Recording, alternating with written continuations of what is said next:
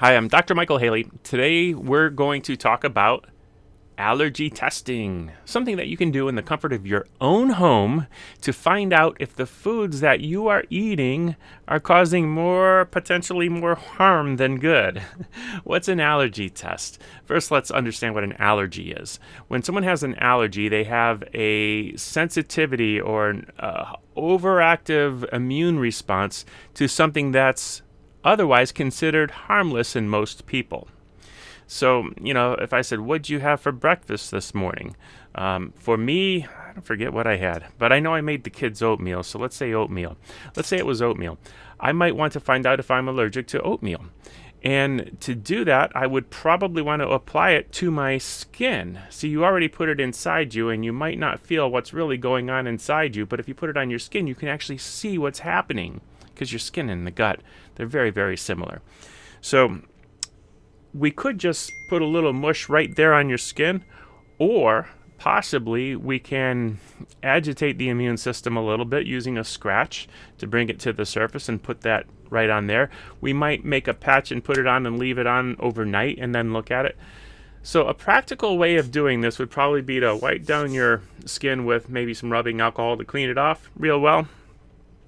And then in the clinical setting, they'd probably put the little allergens in various places and then add a little scratch to those. Or possibly you might use a clean, dull instrument such as, let's say the tip of a butter knife. And you might, let's say we irritated it just a little here and a little bit there. And on one of them, we put that food.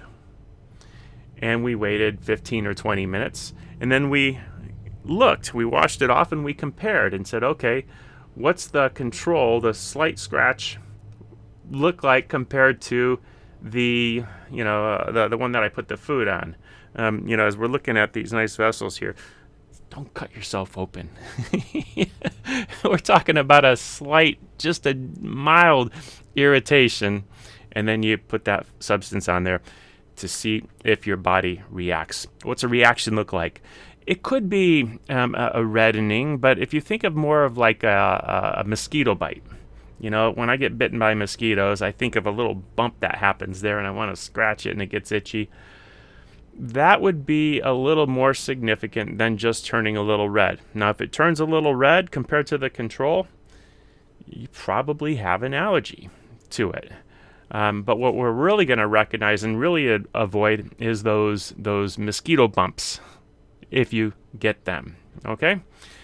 I hope that makes sense. Please use the comments below if you have questions about this or comments and think you have a better way to do this. I'd love to hear your take on it.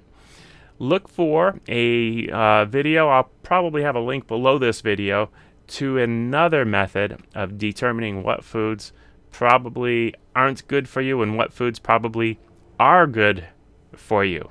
Dr. Michael Haley, Haley Nutrition. Thanks for watching.